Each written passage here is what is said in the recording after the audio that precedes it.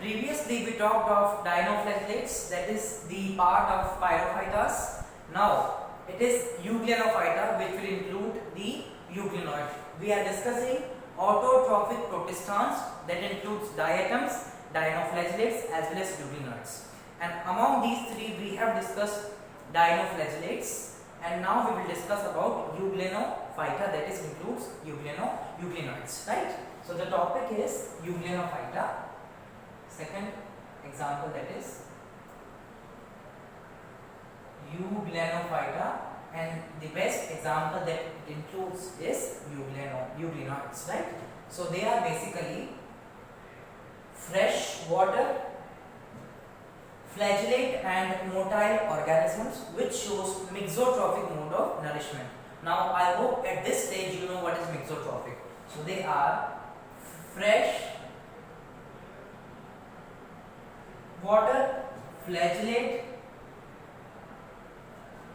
and motile. That means they have ability to move, they can swim within the water bodies. Okay. Now the mode of, this is what we are talking about, the habitat and the general features. Okay. So we are basically freshwater, flagellate and motile. We will talk about the flagella in detail like we have discussed for dinoflagellate. It is more or less similar. Now it shows mixotrophic mode of nutrition. Now what is the meaning of mixotrophic mode of nutrition? Mixotrophic means it is a mix, that is it includes autotrophic mode also as well as heterotrophic. When autotrophic is shown, that means when the light is available, it will show autotrophic mode of nourishment, because for autotrophic mode of nourishment light is necessary for photosynthesis. So if the light is available, the mode of nutrition is autotrophic, and if the light is not available, that is light is absent, that is say for example in dark, so they are heterotrophic in nature. So autotrophic plus heterotrophic, that is called as mixotrophic mode of nourishment or nutrition. Now instead of cell wall, they have a protein layer. If you remember, when we have discussed about the general features of kingdom Protista, we have discussed that the palisade layer, the shell layer or the cellulosic layer. Out of these three, and one more layer, that is silica layer, that is exclusively present in diatoms. Okay, but in case of Euglenophyta, instead of cell wall, they have an additional covering of protein that is called as the pellicle layer, and it is mainly providing the flexibility for movement. That means it provides the flexibility to the body of euglenoids. So instead of cell wall,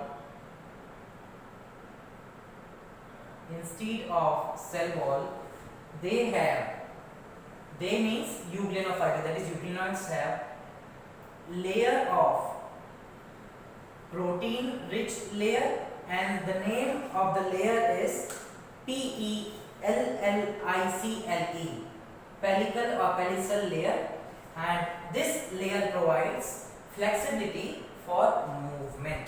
So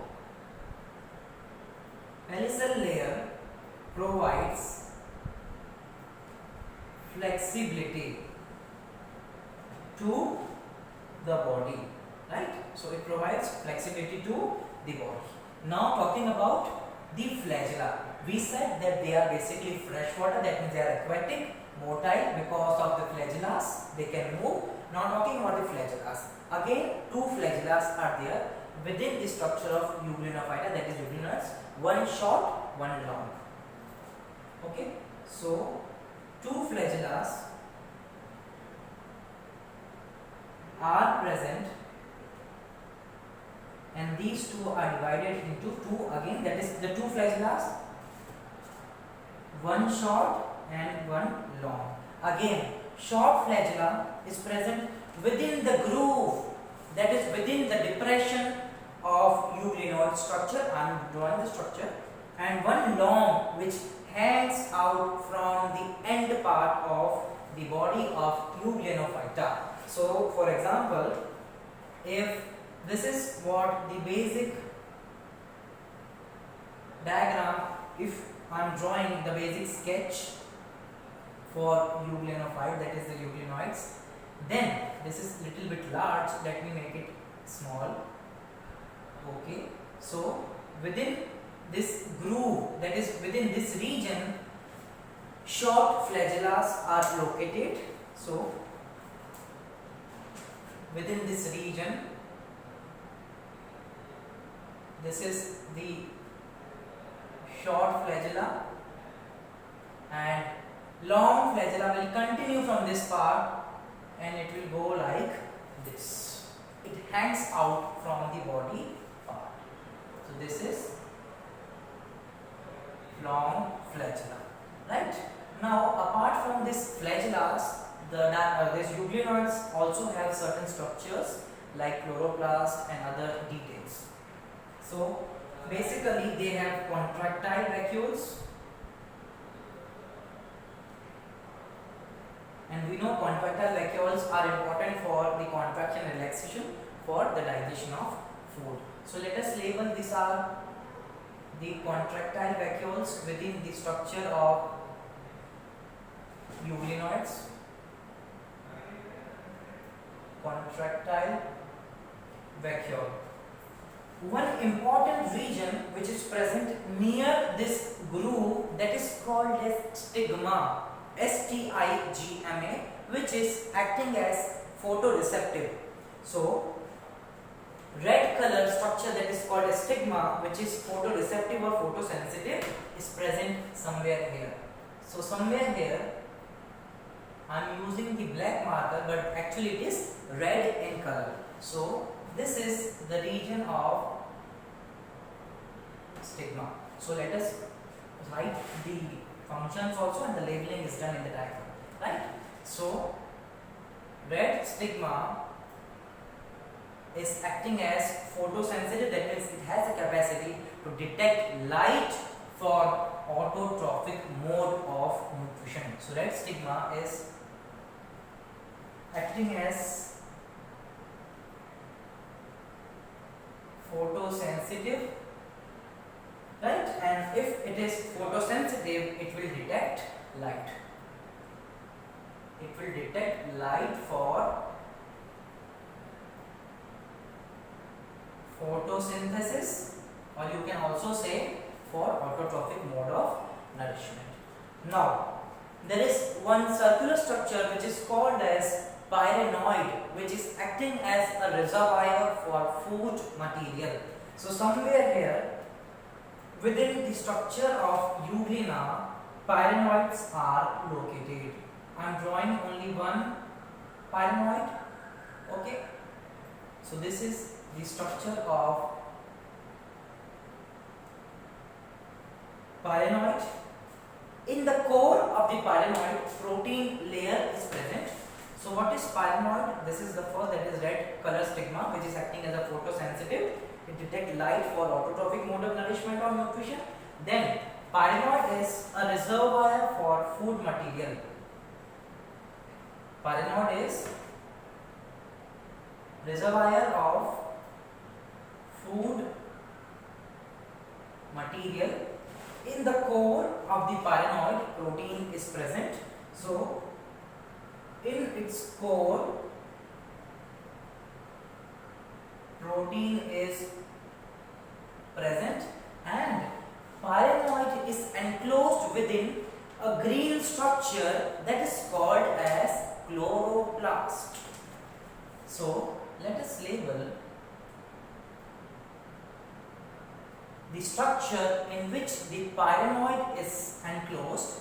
That is what we label it as chloroplast, and we know chloroplast has chlorophyll pigments which is responsible for photosynthesis. Photosynthesis, if it is happening, starch will be produced. So in the center, that is the core, proteins are present. It is surrounded by chloroplast.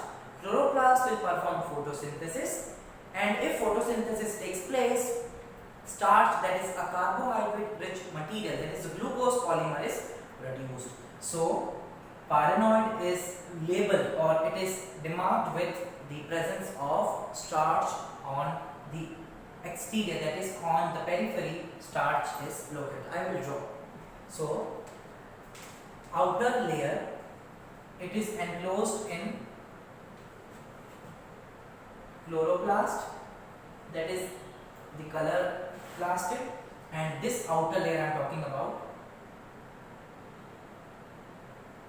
is the layer of starch. So it is starch layer. Outer layer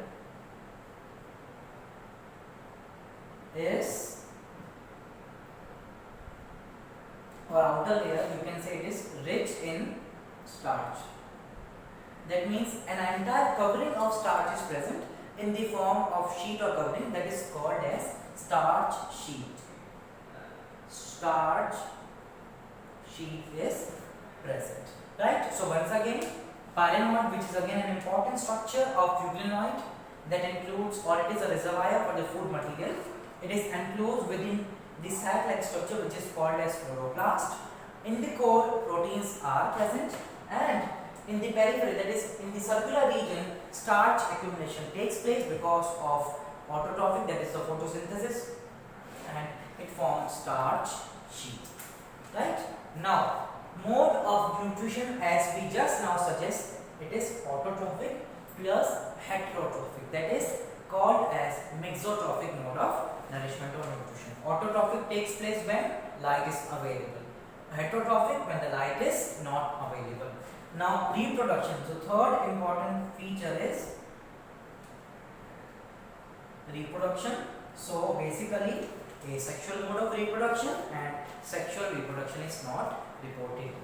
So it is, let me use the demarcation so that you should not be confused that which is the second or third point. So this is, up till here it was second point. Now the third point is starting, that is reproduction, right? And this is the red stigma photosensitive part. So reproduction it is, or it shows asexual mode of reproduction. Asexual mode of reproduction. And important thing is, sexual mode is not reported yet. Now, if we are talking about it is showing asexual mode of reproduction, then what is the mechanism? Like asexual mode is various types, no? Budding, fission, binary fission, multiple fission, like that. So, which category of asexual mode of reproduction is shown by euglenophyta, that includes euglenoids? It is longitudinal binary fission.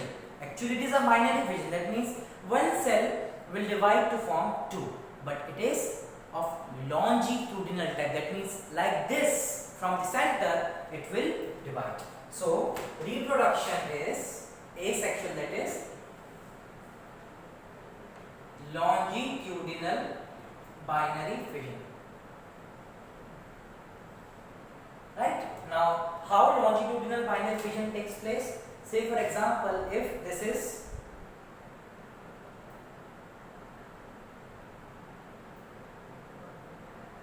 the structure, that is the rough schematic diagram we are drawing for euglena. This is euglena. Then from the center, that is like this fission, that means it will split longitudinally. This is transverse. We will see transverse example also. It is shown by paramecium. So when it undergoes longitudinal binary fission, it produces something like this.